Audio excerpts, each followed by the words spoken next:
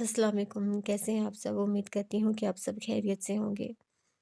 आज मैं अपनी एक बहुत अच्छी दोस्त, बहुत अच्छी बहन और बहुत अच्छी साथी की फ़रमाइश पर इश्क आतिश शुरू करने जा रही हूँ। उन्होंने बहुत सारी फ़रमाइश की थी इसकी और बहुत महीनों से कर रही हैं। सो सॉरी अ, मेरी बहुत प्यारी सी सिस्टर, इसके लिए बहुत कि मैं बहुत देर से शुरू कर रही हूँ। अ, हालाँकि ये मेरा अपना बहुत फ़ेवरेट नॉवल है, बहुत खूबसूरत नॉवल है, मगर कुछ वजूहात की बिना पे मैं अभी तक इसको शुरू नहीं कर पाई थी। चलिए अब इसको शुरू करते हैं। लेकिन इससे इसे शुरू करने से पहले मेरी आपसे एक रिक्वेस्ट है कि अगर आप मेरे चैनल पर न्यू हैं तो काइंडली मेरा चैनल सब्सक्राइब कर दें, वीडियो को लाइक कर दें, कमेंट कर दें और शेयर कर दीजिए। चलिए आइए शुरू करते हैं इश्क ए आतिश।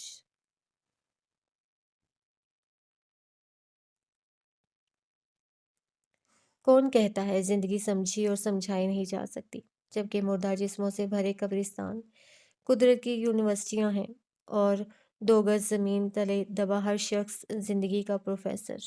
तो फिर ऐसा क्यों होता है कि हम पैदा होते हैं, मर जाते हैं, पर जी नहीं पाते? कि हमने तो बस वक्त को जीना सीखा है, ज़िंदगी को तो हमने कभी जिया ही नहीं। और जब यही वक्त हमारे पास ख़त्म हो जाता है तो सोचते हैं कि हम जो उम्र भर वक्त के किताबचे में नफ़ा और नुकसान दर्ज करते रहे, तो वो कौन सा पैमाना था जो इस नाप तोल के काम आया? और क्या कोई ऐसा फ़ार्मूला भी है जो बता सके कि नफ़ा नुकसान के सिवा कुछ भी नहीं और नुकसान तो बस नुकसान दे सकता है? जबकि सच तो ये है कि ज़िंदगी नफ़ा देती ही कब है, ये तो सौदा ही घाटे का है। हम तो अदम में बहुत आराम से थे, फिर इस ज़िंदगी के हाथों वजूद में बदल कर इस मुतज़ाद दुनिया में आए, यानी आज़माइश में डाले गए। और आज़माइश में ना तो मुनाफ़े की उम्मीद होती है और ना नुकसान की। मगर हैरत है, फिर भी हम खसारे की फ़हरिस्त मुरतब करते रहे। ज़िंदगी को तो जैसा गुज़रना था वैसे ही गुज़र जाती। कम से कम वक़्त रुख़सत ये ख़लिश तो ना होती कि हमने जो नुकसान का खाता बंद कर दिया होता, तो शायद ज़िंदगी कुछ सहल हो जाती। मगर हम समझते ही नहीं और वक़्त है कि ख़त्म होता जाता है। कभी दूसरे का तो कभी हमारा। सदियों से यही खेल खेला जा रहा है। हम आते हैं, सीधे रास्तों को खुद अपने लिए पेचीदा बनाते हैं और ये कहते गुज़र जाते हैं, अब जो देखें तो कोई ऐसी बड़ी बात ना थी। ये शब रोज़, माहो साल का पुरपेच सफ़र, कदरे आसान भी हो सकता था। हम ज़रा ध्यान से चलते तो वो घर, जिसके दरोबाम पे वीरानी है, जिसके हर ताक पे रखी हुई हैरानी है, जिसकी हर सुबहों में शामों की परेशानी है, उसमें हम चैन से आबाद भी हो सकते थे। अब जो देखें तो बहुत साफ नज़र आते हैं, सारे मंज़र भी, पसे मंज़र भी। लेकिन इस देर ख़याली का सिला क्या होगा?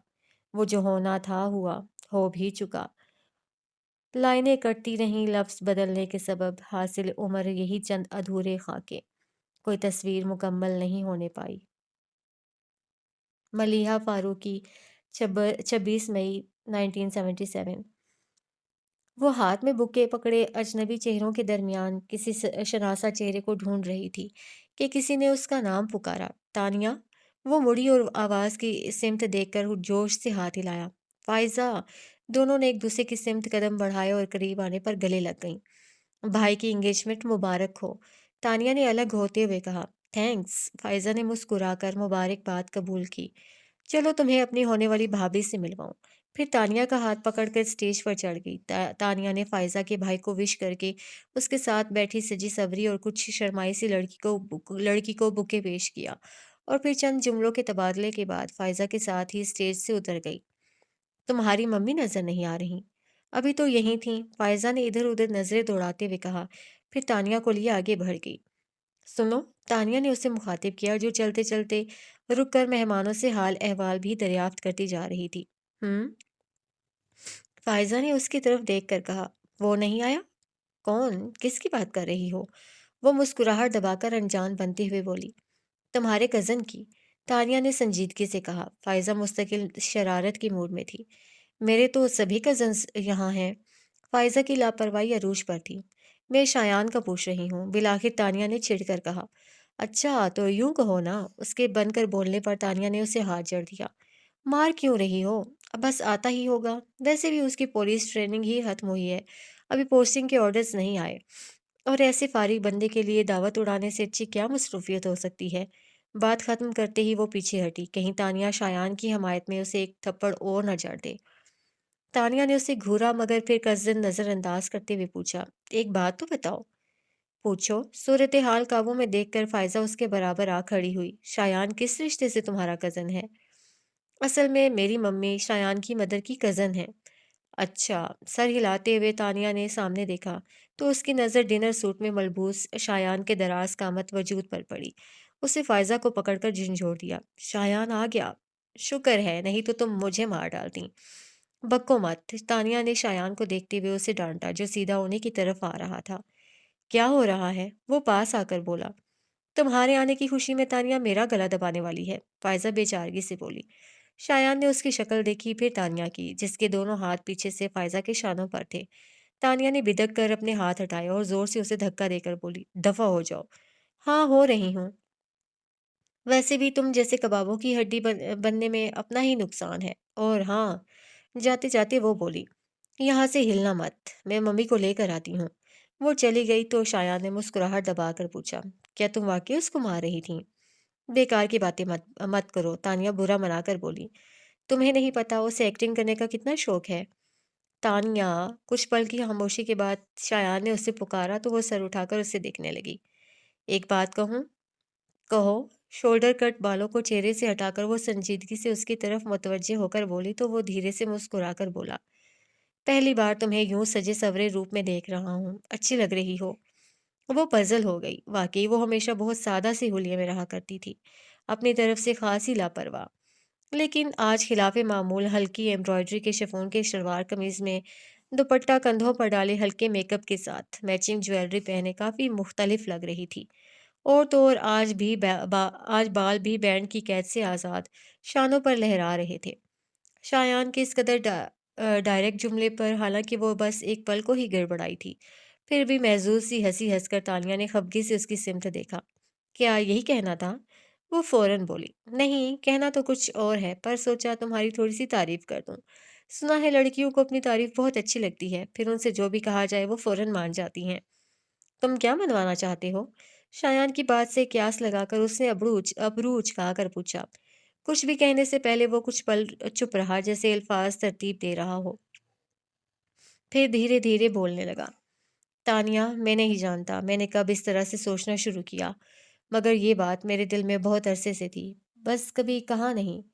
سوچا مناسب وقت آنے پر تم سے کہوں گا۔ کچھ لمحے خاموشی سے سرک گئے۔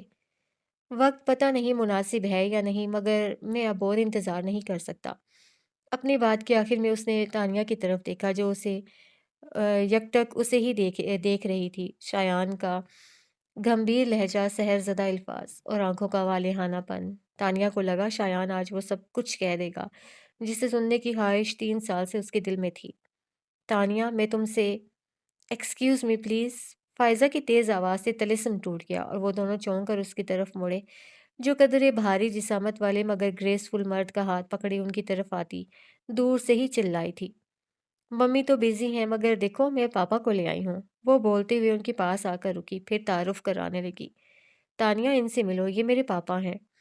پھر تانیہ کی طرف اشارہ کرتے ہوئے کہا، اور پاپا یہ میری best friend Tania Farooqui, most eligible businessman Noor ul Huda Farooqui کی بیٹی۔ ہم دونوں MBA کلاسز میں ساتھ ساتھ تھے۔ فائزہ کی بات پر وہ بری طرح چونکے۔ تم نور الہدیٰ کی بیٹی ہو؟ جی، نور الہدیٰ فاروقی ایک مشہور شخصیت تھے اور اکثر تانیہ کے بتانے پر ان کے حوالے پر لوگ چونک کر یہ سوال کرتے تھے، اس لیے تانیہ نے کچھ خاص نوٹس نہ لیا۔ کیا آپ میرے پاپا کو جانتے ہیں؟ انہیں کون نہیں جانتا؟ اب وہ سنبھل کر بول رہے تھے۔ He is the leading industrialist of the country, اور لاسٹ ویک بزنس میگزین میں جو ان کا انٹرویو چھپا تھا کمال کا تھا۔ وہ بہت سے لوگوں کے لیے انسپریشن ہے۔ اینی وے، MBA تو کمپلیٹ ہو گیا، اب کیا کر رہی ہو؟ اپنے پاپا کی تعریف پر وہ اسے فطری طور پر خوشی ہو رہی تھی۔ ان کی بات کے جواب میں وہ مسکرا کر بولی، پاپا کا آفس جوائن کر لیا ہے۔ گڈ، وہ خوش دلی سے بولے۔ اوکے بیٹا، مجھے کچھ اور مہمانوں کو بھی وقت دینا ہے، تم لوگ انجوائے کرو۔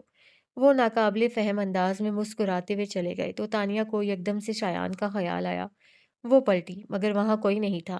اس نے تیزی سے نظریں دوڑائی مگر شایان کہیں نظر نہیں آیا۔ کیا بات ہے؟ فائزہ نے اسے کچھ ڈھونڈتے پا کر پوچھا۔ शायान अभी तो यहीं था, कहाँ चला गया? अरे हाँ, ये अचानक कहाँ गायब हो गया? तानिया उसकी बात को अनसुनी करते हुए शायान की तलाश में गेट तक आई तो उसने शायान को हॉल से बाहर जाते देखा। शायान, बात सुनो।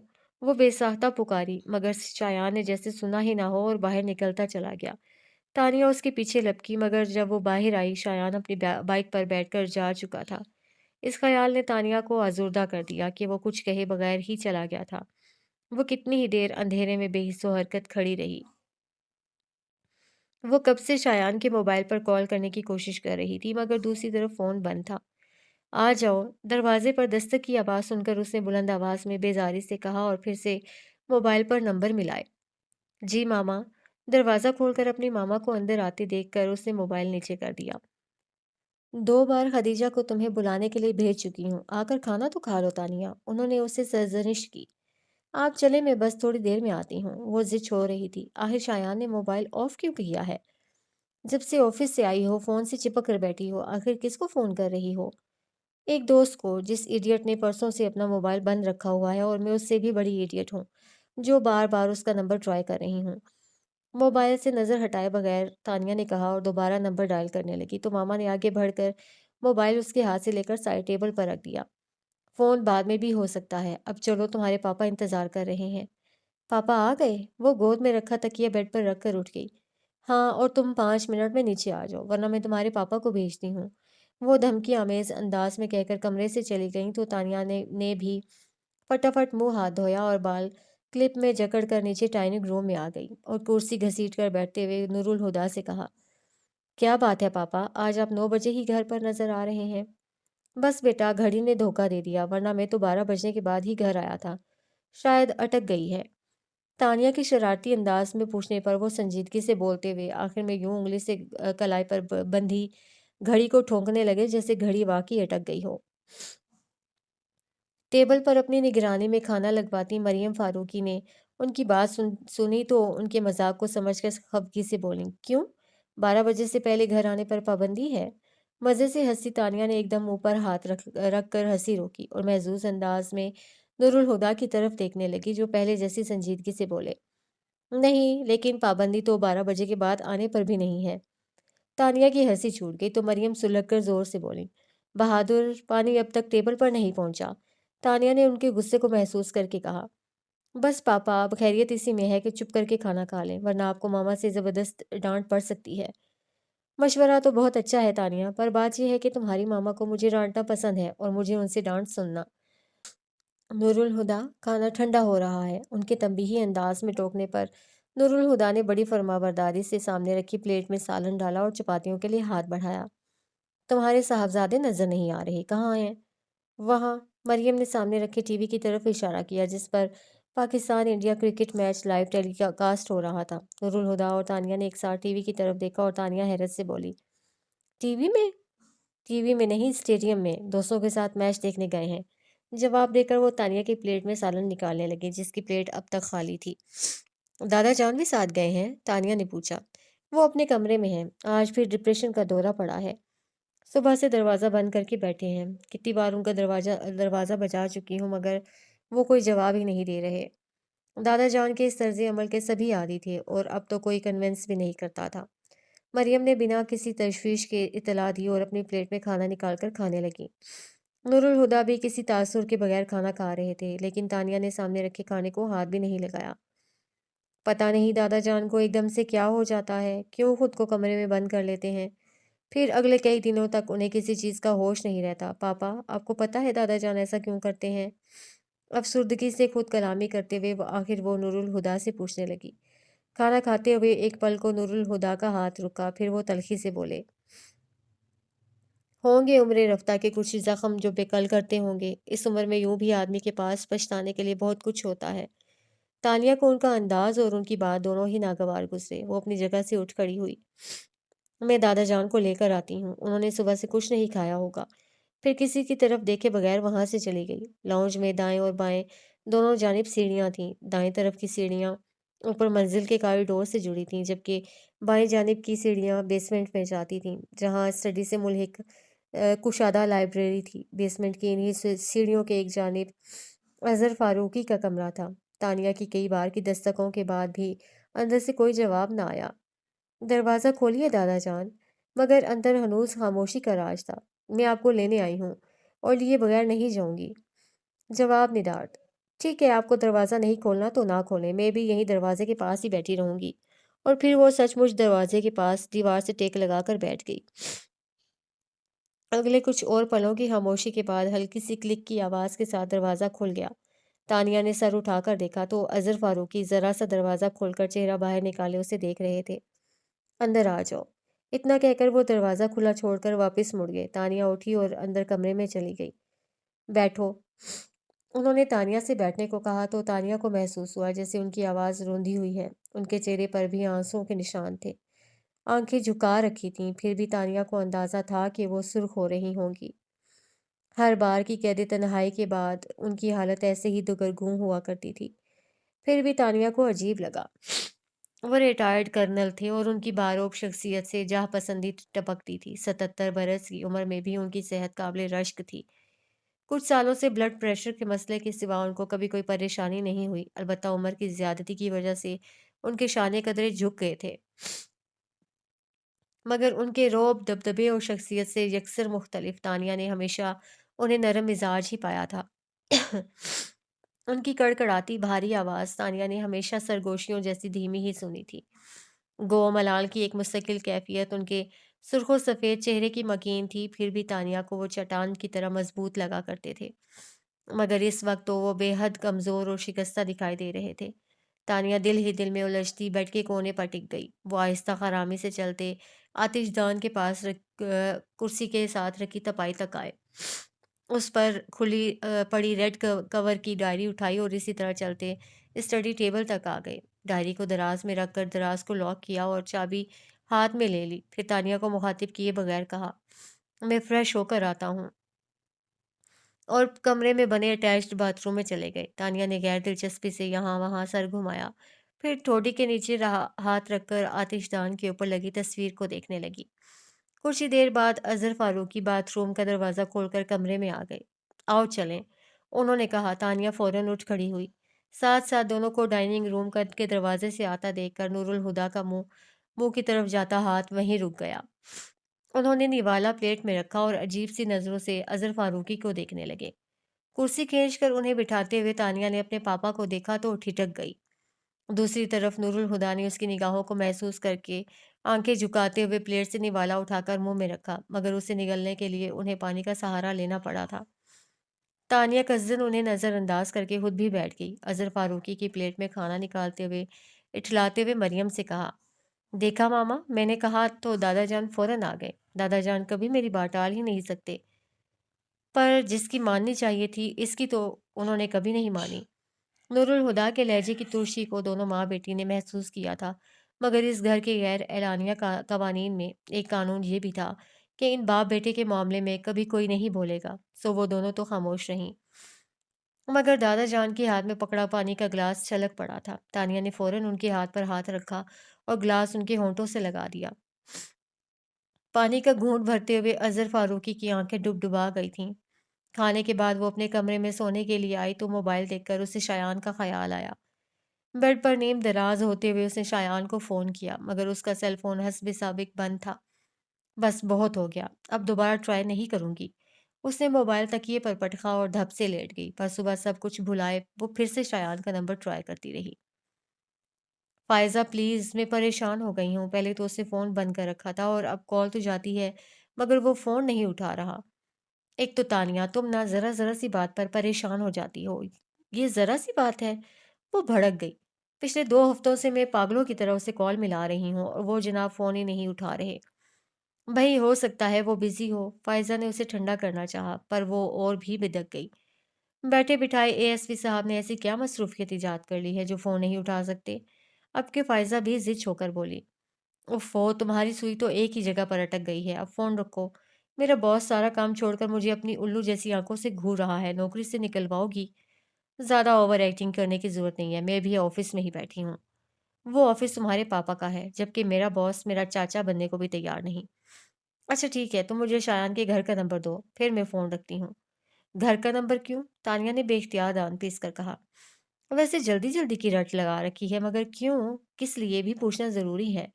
फिर कुछ नॉर्मल लहजे में कहा, देखो मोबाइल पर तो वो कॉल रिसीव कर नहीं रहा, घर का फ़ोन तो उठाएगा। हाँ, मगर मेरे पास उसके घर का नंबर नहीं है। व्हाट? वो धाड़ी। शायान तुम्हारा कज़न है और तुम्हारे पास उसके घर का नंबर नहीं है। है, मगर वो पुराना वाला है, नया मुझे याद नहीं, मम्मी की डायरी में लिखा होगा। ठीक है, घर पहुँचते ही मुझे फ़ोन करना। करूँगी, और अब फ़ोन रख दो, बाय। कहने के साथ ही उसने लाइन काट दी, तो तानिया ने भी फ़ोन रखकर वैक्सीनेशन स्टेटमेंट पर नज़र डाली, जिसे वो फ़ोन करने से पहले चेक कर रही थी। तभी किसी ने उसके ऑफ़िस के दरवाज़े पर दस्तक दी। कम इन, उसने सर उठाए बगैर कहा। कोई दरवाज़ा खोलकर ऑफ़िस में आया था और अपने पीछे दरवाज़ा बंद करके वो तानिया का मुतवज्जे होने का इंतज़ार करने लगा। तानिया ने किसी की आमद को तो महसूस किया, फिर जब कोई आवाज़ नहीं आई तो उसने दरवाज़े की तरफ देखा। 17-18 साल का, साफ रंगत वाला लंबा दुबला लड़का, ग्रे रंग की पैंट पर उसी रंग की शर्ट पहने, बाजू सीने पर लपेटे, ज़ेरे लब मुस्कुराहट के साथ उसे ही देख रहा था। तानिया को अपनी तरफ मुतवज्जे होते देखकर वो लंबे-लंबे डग भरता उसकी तरफ आ गया। फिर एक हाथ टेबल पर रखकर झुकते हुए बोला, आपको अभी और इसी वक्त हमारे साथ चलना होगा। उसकी बात सुनकर तानिया दिलचस्पी से मुस्कुराई और एक हाथ ठोड़ी के नीचे रखकर वो टेबल पर आगे हुई। उसी के अंदाज में बोली, और अगर मैं ना जाऊं तो मैं आपको ज़बरदस्ती कंधों पर उठाकर ले जाऊंगा। वाकई? तानिया मरूब हुए बगैर इत्मीनान से बोली, आज़मा लें। उधर उसके इत्मीनान में भी कोई फ़र्क नहीं आया। तो ठीक है। तानिया ने अपनी सीट पर पीछे होते हुए मुस्कुराहट दबाई। उठाकर ले जाओ। अब उसके चेहरे से मुस्कुराहट गायब हो चुकी थी। वो आंखें सुकेड़े तानिया को घूरता रहा, फिर सर झटक कर सीधा हुआ और दरवाजे की तरफ मुँह करके ज़ोर से बोला, नंबर 2। अभी उसकी आवाज़ की बाज़ गज़श्त बाकी थी कि दरवाज़ा खुला और उसी की उम्र और उसी जैसे हुलिये वाला कदरे सांवली रंगत का उसका हमशक्ल कारपेट पर लुढ़क गया। फर्श पर पड़े लड़के ने अपने गॉगल्स कारपेट से उठाए और घुटनों पर से पैंट झाड़कर उठ खड़ा हुआ। उमैर के बच्चे, तुम्हें कितनी दफ़ा मना किया है मुझे नंबर 2 ना कहा करो। उमैर आंखें फाड़े किसी बुत की तरह एक ही सिमत देखे जा रहा था। अब ये स्टैच्यू बने क्यों खड़े हो? उसने टोका, फिर खुद भी मुड़ कर देखा तो फौरन ही उसे अपने फर्श नशीं होने की वजह समझ आ गई। मारे गए, एकदम उसके मुंह से निकला। उमैर ने पीछे से उसके कंधे पर हाथ मारा। भाग उज़ैर! वो दोनों भागकर तानिया की चेयर के पीछे जा छुपे, जो दोनों हाथ मुँह पर रखे हँसी रोकने की कोशिश में लोट-पोट हो रही थी। बाहर निकलो तुम दोनों। दरवाजे के हैंडल पर हाथ रखकर खड़े नूरुल हुदा गुस्से से बोले तो वो दोनों लटके हुए चेहरों के साथ सामने आ गए। इन दोनों को पार्किंग में देखकर ही मैं समझ गया था कि ये सीधे तुम्हारे पास ही आएँगे। उमैर तो अंदर था, पर तुम्हें पता है उज़ैर क्या कर रहा था? ये साहबज़ादे घुटनों के बल बैठे की होल से तुम्हारे कमरे में झाँक रहे थे। देखो ज़रा इन दोनों की हरकतें। हर चंद की तानिया को मालूम था, उनका गुस्सा मसनूई है, पर अपने भाइयों के उतरे चेहरे देखकर कहा, जाने देना पापा, बच्चे हैं। मगर बेटों की रद्दी होती हालत उन्हें इतना महसूस कर रही थी कि वो मज़ीद खिंचाई करने के अंदाज में बोले, पहले पूछो इनसे कि ये दोनों क्या कारनामा करने आए थे? उज़ैर जल्दी से बोला, हम कारनामा करने नहीं आए पापा, हम तो आप ही से मिलने आए थे। सुबह नाश्ते पर इनसे मुलाकात नहीं हुई, इसलिए दिल बेचैन सा था। फिर कॉलेज से वापस आकर हमने सोचा आप ही से ऑफिस जाकर मिल लेते हैं। बोल ना उमैर। आला पाए की बकवास एक्टिंग करते हुए उसने उमैर से मदद मांगी, जो फौरन ही मिल गई। बिल्कुल पापा, ये 2 नंबर ठीक कह रहा है। तुमने फिर मुझे 2 नंबर कहा। उज़ैर सब छोड़ के उसके पीछे पड़ गया। तुम मुझसे पूरे 15 मिनट छोटे हो तो हुए ना 2 नंबर।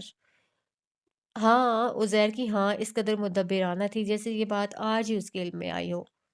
तुम दोनों फिर से शुरू हो गए। नूरुल हुदा उन्हें टोकते हुए तानिया की तरफ मुड़े। ये दोनों अगर 5 मिनट और ऑफिस में रहे तो भौंचाल आ जाएगा और तुम्हें लिए बगैर ये टिकेंगे नहीं। इसलिए तुम इन दोनों के साथ जाओ। तुम्हारा काम तारिक देख लेगा। ओके, तानिया सर हिलाकर बोली तो उमैर जल्दी से आगे हुआ। हम सिर्फ आप ही को लेने नहीं आए, आप भी हमारे साथ चलें। वो पलटने लगे थे, रुक कर पूछा, खैरियत? दादा जान का बर्थडे है और आप हमेशा भूल जाते हैं, तो हमने सोचा इस बार आपको खुद ही लेने आ जाते हैं। चलें? उज़ैर बोलते हुए पास आकर उनके बाजू थाम कर बोला, सॉरी बेटा, मैं इस बार भी नहीं आ पाऊँगा। एक पल में उनके चेहरे के उजलात तन गए थे। उमैर को बहुत बुरा लगा था। क्यों? मेरी फॉरेन डेलीगेशन के साथ मीटिंग है, मैं कैसे आ सकता हूँ? उज़ैर बच्चों की तरह मुँह फुलाकर बोला, मीटिंग कैंसल कर दें। उन्होंने भी बच्चों की तरह उज़ैर को पुचकारा, समझा करो बेटा, मीटिंग कैंसल नहीं हो सकती। तो फिर आपने आज के दिन मीटिंग रखी ही क्यों? जबकि पता है 29 नवंबर को दादा जान का बर्थडे होता है और हम सब मनाते भी हैं।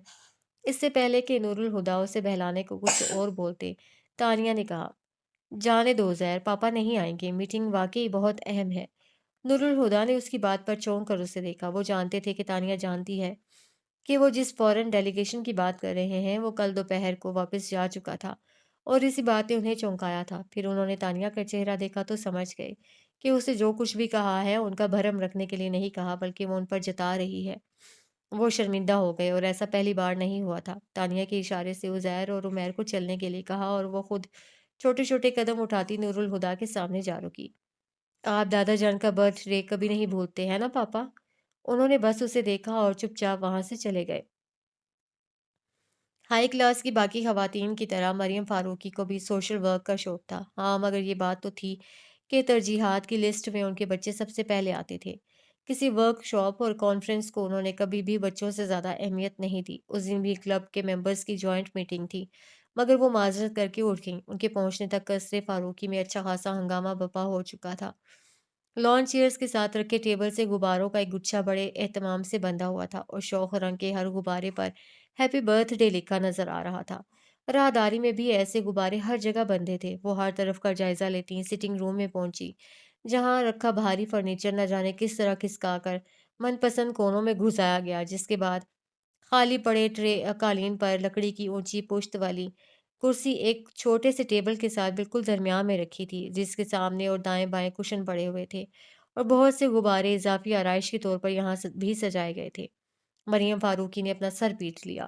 یہ کیا ہو رہا ہے اس گھر میں؟ خدیجہ، بہادر، رشیدہ، وہ ایک ایک کر کے تمام ملازموں کو آوازیں دینے لگیں۔ ایک ملازم کسی کونے سے نکل کر سامنے آیا۔ جی بیگم صاحب، یہ فرنیچر یہاں سے کیوں ہٹایا ہے، اور یہ غبارے کس نے باندھے ہیں؟ جی وہ مریم سمجھ گئیں۔ اچھا، تو یہ ان تینوں کی حرکت ہے؟ کہاں ہیں یہ تینوں؟ کچن میں۔ اب وہاں یہ لوگ کیا طوفان مچائیں گے؟ وہ بڑبڑاتی کچن کی طرف چل پڑی۔ ڈائننگ روم سے باہر تک سنائی دیتے کہکہوں سے پتہ چلتا تھا کہ وہ تینوں اپنی پسند کا کوئی کارنامہ کر چکے ہیں، اور کچن کے دروازے سے داخل ہوتے ہی ان کے خیال کی تصدیق بھی ہو گئی۔ کچن اس طرح پھیلا ہوا تھا جیسے دو طاقتور فوجوں کے بیچ گھمسان کا رن پڑا ہو۔ فرش پر پڑے عجیب سے آمیزے سے بچتے ہوئے ان کی نظر بہادر پر پڑی۔ وہ دونوں پیر اٹھا کر اسٹول پر رکھے بیٹھا، دونوں ہاتھوں سے اپنا کھچڑی بالوں والا سر پکڑ کر بند آنکھوں سے آگے پیچھے جھولتا ہوا جیسے اپنے اندر اٹھتے ابال کو دبانے کی کوشش کر رہا تھا۔ اس پر سے نظر ہٹا کر انہوں نے کچن ٹیبل کے گرد کھڑے اپنے سپوتوں کو دیکھا، جو سامنے رکھی پلیٹ میں کوئلے جیسی چیز کو دیکھ کر بری طرح ہنس رہے تھے۔ یہ کیا لگا رکھا ہے تم تینوں نے، اور یہ کیا چیز ہے؟ نہ چاہتے ہوئے بھی وہ جھڑک کر بولیں، ساتھ ہی پلیٹ میں رکھے عجوبے کے بارے میں سوال کیا۔ کیک۔ عزیر نے بڑی سادگی کے ساتھ یک لفظی جواب دیا، جبکہ باقی دونوں صورتحال کی نزاکت کو دیکھ کر خاموش رہے۔ یہ کیک ہے؟ وہ حیران ہوئی۔ کس نے بنایا ہے؟ آپ ہی نے، وہ فوراً بولا۔ تانیہ نے کھینچ کر ہاتھ اس کی گدی پر مارا۔ اس وارننگ کے ساتھ ہی اس نے بیان بدل دیا۔ نہیں، عمیر نے۔ میں نے کب بنایا؟ اس نے آنکھیں دکھائیں۔ تم لوگ کبھی چپ بھی کر جایا کرو، وہ ڈانٹ کر بولی۔ اور تم؟ وہ تانیہ کی طرف مڑی۔ حد کرتی ہو تانیہ، بڑی ہو، بجائے اس کے کہ تم بھائیوں کو ٹوکو، تم بھی ان کے ساتھ مل گئیں۔ ہم تو بس دادا جان کے لیے برتھ ڈے کیک بنا رہے تھے، اس نے کمزور سی آواز میں صفائی دی۔ عمیر نے اس کے جملے کو اچک کر کہا، وہ الگ بات ہے کہ اوون سے کوئلہ برآمد ہوا ہے، اور وہ تینوں کھیکھی کر کے ہنسنے لگے۔ وہ کچھ نرم ہو کر بولیں، کیک میں بیک کر دیتی ہوں، مگر ایک شرط پر۔ کیا؟ تینوں ہم آواز ہو کر بولے۔ جتنی دیر میں فریش ہو کر آتی ہوں تم تینوں کچن صاف کرو گے، اور بہادر صرف نگرانی کرے گا۔ اٹھو بہادر، اور دیکھنا ان میں سے کوئی بھاگنے نہ پائے۔ وہ جا چکی تو بہادر سینہ چوڑا کر کے سٹول سے اٹھ کھڑا ہوا۔ چلیں عمیر صاحب، آپ فرش صاف کریں، اور تانیہ بی بی، آپ عزیر صاحب کے ساتھ مل کر برتن دھوئیں۔ اتنا ماروں گی نا، یاد رکھو گے۔ تانیہ نے دھمکانے والے انداز میں ہاتھ اٹھایا تو بیچارہ بہادر وہیں دبک گیا۔ عمیر نے ڈسٹر اٹھایا اور جا کر بہادر کے ہاتھ میں دے دیا۔ چلے بہادر صاحب، فرش صاف کریں، پھر آپ کو برتن بھی دھونے ہیں۔ مریم واپس آئیں تو بہادر رگڑ رگڑ کر فرش صاف کر رہا تھا۔ انہوں نے تینوں کو گھورا جو خود بھی گڑبڑا گئے تھے۔ کیا کہا تھا میں نے؟ ہم تو فرش صاف کر رہے تھے، بہادر خود ہی۔ شٹ اپ، انہوں نے تانیہ کو بیچ میں ہی چپ کرا دیا۔ پھر بہادر کو ایک طرف اسٹول پر بیٹھنے کو کہا اور ان تینوں سے پورا کچن صاف کروایا۔ ان کو منہ بند کر کے کام کرتا دیکھ کر بہادر دانت نکال رہا تھا، اور وہ تینوں اس کے دانت دے کر آنکھیں، مگر ماما کی موجودگی کی وجہ سے اسے کچھ کہہ نہیں سکے۔ وہ جب کیک بیک کر چکی تو تینوں کو لے کر سٹنگ روم میں آ گئیں، اور ان کی ارینجمنٹ کو چھیڑے بغیر انہیں سے سارا فرنیچر اس کی جگہ پر واپس رکھوایا۔ اٹھواتے وقت انہوں نے صرف آرڈرز دیے تھے، اب خود بھاری فرنیچر اٹھانا پڑا تو عقل ٹھکانے آ گئی۔ ہائے ماما، بازو دکھ رہے ہیں۔ فرنیچر سیٹ کر کے تینوں قالین پر ڈھیر ہوئے کرا رہے تھے۔ جتنا چاہے شور مچا لو، مجھ پر کوئی اثر نہیں ہوگا۔ انہیں بھی پتا تھا ماما پر کوئی اثر نہیں ہوگا، اس لیے جلد ہی کرانا بھول کر کیرم کھیلنے بیٹھ گئے اور ساتھ میں مریم کو بھی ملا لیا۔ 9 بج گئے ہیں ماما، میں دادا جان کو بلا کر لاتی ہوں، کیک کاٹ لیتے ہیں۔ 9 بجتے ہی تانیہ اٹھ گئی۔ اپنے پاپا کو تو آ جانے دو، ان کے ٹوکنے پر وہ تلخ سے لہجے میں بولی۔ 29 نومبر کے دن پاپا کی واپسی 2 ڈھائی بجے سے پہلے نہیں ہوتی، مگر بابا جان تو ہر بار ان کا پوچھتے ہیں، وہ رسان سے کہہ کر چپ ہو گئیں۔ ٹھیک ہے، کیک نہیں کاٹیں گے پر کھانا تو کھا سکتے ہیں، اس نے بالآخر ان کی بات مان کر کہا اور اظہر فاروقی کو بلانے چلی گئی۔ دروازے پر ہلکی سی دستک کے بعد کوئی آواز نہیں ابھری تو تانیہ نے دروازے کی نوب پر ہاتھ رکھ کر ذرا سا گھمایا اور دروازہ بے آواز کھلتا چلا گیا۔ کمرے کی ہلکی زرد روشنی میں تانیہ نے اندر جھانکا تو نگاہ سیدھی قدیمی طرز کے بنے گیس سے جلنے والے آتش دان پر لگی تصویر پر پڑی، اور ہمیشہ کی طرح آج بھی تانیہ کو وہ تصویر سانس لیتی ہوئی محسوس ہوئی۔ اظہر فاروقی آتش دان کے سامنے راکنگ چیئر پر بند آنکھوں کے ساتھ نیم دراز تھے۔ ریڈ ڈائری بند ان کے سینے پر رکھی تھی اور ایک ہاتھ اس ڈائری پر تھا، دوسرا ہاتھ بے جان سے انداز میں ان کی سنہرے فریم کی اینک کو پکڑے گود میں دھرا تھا۔ آتش دان روشن تھا اور کمرے میں پھیلی زرد روشنی اسی سے نکل رہی تھی، جس نے ماحول کو پوری اسرار بنا دیا تھا۔ تانیہ نے آہستگی سے دروازہ بند کیا اور دبے قدموں چلتی ان کے سامنے کارپیٹ پر بیٹھ گئی۔ انہیں آواز دیتے ہوئے وہ ہچکچا رہی تھی کہ کہیں وہ سو نہ رہے ہوں۔ پھر کچھ سوچ کر اس نے اپنا ہاتھ ان کے گھٹنے پر رکھ دیا۔ کرنل اظہر فاروقی بہت زور سے چونکے۔ یہ انداز تو کسی کی پہچان تھا۔ انہوں نے تڑپ کر اپنی آنکھیں کھول دیں، مگر انہیں دکھائی ہی نہیں دیا۔ تانیہ نے انہیں آنکھیں کھولتا دیکھ کر کچھ کہا تھا، مگر انہیں کچھ سنائی ہی نہیں دیا۔ ان کی آنکھیں کسی اور ہی منظر میں الجھ گئی تھیں، ان کے کان اس آواز کو سن رہے تھے جسے ایک بار اور سن لینے کی خواہش برسوں سے ان کے دل میں تھی۔ تانیہ کے ایک غیر ارادی عمل نے انہیں بہت پیچھے دھکیل دیا۔ Happy birthday to you, happy birthday to you, happy birthday dear بابا۔ آتش دان کے سامنے راکنگ چیئر پر نیم دراز اظہر فاروقی نے اس کی گنگناتی آواز بھی سنی تھی اور اس کا اپنے قدموں میں بیٹھنا بھی محسوس کیا تھا، لیکن پھر بھی وہ آنکھیں بند کیے اس پل کا انتظار کرتے رہے جب وہ ان کی ساری تھکن سمیٹ لیتی، اور پھر اس نے بہت آہستہ سے ان کے گھٹنے پر ہاتھ رکھ دیا۔ اظہر فاروقی نے دھیرے سے آنکھیں کھول کر آسمانی رنگ کے کپڑوں میں ملبوس اس آسمان کی پری کو دیکھا، جس کے چہرے کے گرد بکھرے لمبے سنہری مائل گھنے بال رات اور چاند کا عکس لگ رہے تھے۔ وہ دھیرے سے مسکرا دیے، وہ کھلکھلا کر ہنس پڑی۔ ہیپی برتھ ڈے بابا جان۔ تھینک یو بیٹا، وہ بولے اور شکایت کرنے لگے۔ تاریخ بدلنے میں اب بس چند منٹ ہی باقی ہیں، اب جا کر باپ کو وش کرنے کا خیال آیا ہے۔ سوری بابا جان، مگر مجھے یاد تھا، بس ہادی بھائی کا انتظار کر رہی تھی کہ وہ آ جائیں تو کیک ساتھ میں ہی کاٹیں گے۔ بولتے ہوئے وہ ذرا سا تپائی کی طرف کھسک گئی اور کیک پر لگی کینڈل کو جلانے کے لیے ماچس اٹھا لی۔ اظہر فاروقی نے سوال کیا، نور الہدا نہیں آیا؟ ابھی تک نہیں آیا؟ نہیں، تو پھر اسے آ جانے دو۔ ماچس جلاتے اس کے ہاتھ وہیں رک گئے۔ بابا جان، 12 تو بجنے ہی والے ہیں، اور سالگرہ تو اپنی تاریخ پر ہی اچھی لگتی ہے، مگر انتظار کر لینے میں کوئی حرج نہیں۔ اپنی بات کہہ کر وہ اٹھے اور کھڑکی کے ساتھ رکھے اسٹڈی ٹیبل پر ترتیب سے رکھی کتابوں میں سے ایک کتاب اٹھا کر اس کے ورق پلٹنے لگے، اور وہ چپ سی ہو گئی۔ پھر اس نے انگلیوں میں دبی ماچس کی تیلی کو جلایا اور جب رقص کرتے ننھے سے شعلے کا عکس اس کی آنکھوں میں چمکنے لگا تو پھونک مار کر ماچس بجھاتے وہ اٹھ گئی اور ساتھ ہی تپائی پر سے کیک کی پلیٹ بھی اٹھا لی۔ اپنے نظر انداز کی جانے پر اس کے چہرے سے جھلکتی تکلیف جسے وہ آج اپنے دل میں محسوس کر رہے تھے، اس دن انہوں نے دیکھی بھی نہیں تھی۔ وہ دروازے تک بھی نہ پہنچی تھی کہ ہارن کی تیز آواز سنائی دی۔ ہادی بھائی آ گئے، کہہ کر اس نے پلیٹ واپس رکھی اور باہر کی طرف دوڑ گئی۔ بھاگتے ہوئے لاؤنج سے گزر کر وہ انٹرنس ڈور کی طرف بڑھی۔ ٹھیک اسی وقت نور الہدا دروازہ کھول کر اندر آنے لگے اور سامنے سے آتی لڑکی سے ٹکرا گئے، اور اس سے پہلے کہ وہ انہیں ساتھ لے کر دوسری طرف جا گرتی، خود کو سنبھالتے ہوئے نور الہدا نے اسے بھی سنبھال لیا۔ ارے بھائی، آرام سے، گر جاؤ گی۔ اسے خود سے الگ کرتے ہوئے وہ بولے، بائی دا وے، اگر تمہارا ارادہ ओलंपिक्स में हिस्सा लेने का है, तब भी दौड़कर ग्रेस जाने की क्या ज़रूरत है? उसे खज्जल सा छोड़कर वो लाउंज की सीढ़ियों की तरफ बढ़ गई तो वो पीछे से बोली, हादी भाई कहाँ जा रहे हैं? अपने कमरे में। वो पलट कर बोले, जी नहीं। पास आकर उनका बाजू थामते हुए बोली, आप मेरे साथ चल रहे हैं। तुम्हारा इस वक्त आउटिंग का प्रोग्राम है? वो घबरा कर बोले, हालांकि वो थक चुके थे और फौरन सोना चाहते थे। फिर भी उनके लहजे में उकताहट की बजाय वही नरमी थी जो उस लड़की के लिए मखसूस थी। नहीं भाई, बाबा जान के पास चलने को कह रही हूँ, वो कब से आपका इंतजार कर रहे हैं। बाबा जान अभी तक जाग रहे हैं? वो चौंक कर बोले, इसका मतलब आज तो देर से आने पर डांट पड़ेगी। और पढ़नी भी चाहिए, मगर इस वक्त बाबा जान आपकी क्लास लेने के लिए नहीं बल्कि अपना बर्थडे सेलिब्रेट करने के लिए आपका इंतजार कर रहे हैं। अरे हाँ, आज तो 29 नवंबर है। वो सर पर हाथ मारकर बोले, फिर उसकी तरफ देखकर कहा, अगर मैं भूल ही गया था तो तुम मुझे याद नहीं करा सकती थी। एक्सक्यूज मी, वो बुरा मानकर कहने लगी, आप तो हर साल भूल जाते हैं।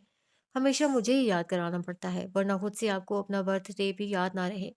ओके ओके, वो जल्दी से बोले, ये झगड़ा बाद में देखेंगे, अभी बाबा जान के पास चलो। फिर उसके कंधों पर बाजू फैलाकर साथ लिए वो बाबा जान के कमरे में आ गए। आइए बरखुरदार, कब से आपका इंतजार है। बाबा जान उन्हें देखते ही बोले, हैप्पी बर्थडे। नूरुल हुदा बाजू पर डाला कोट बेड पर उछालकर उनसे बगलगीर हो गए। सॉरी बाबा जान, इस बार मैं भूल गया। उनसे अलग होते उसे किन अखियों से छेड़कर देखकर वो उसे छेड़ने के लिए बोले। उसने मुंह फुलाकर रुख फेर लिया। चले बैठे। उन्हें सोफे पर बिठाते हुए उनकी नज़र केक पर पड़ी तो पलटकर केक की प्लेट और माचिस उठाकर सोफे पर आ बैठे। प्लेट टेबल पर रख कर उन्होंने मोमबत्ती जलाई और केक काटने की छुरी उठाकर बाबा जान को पकड़ाई।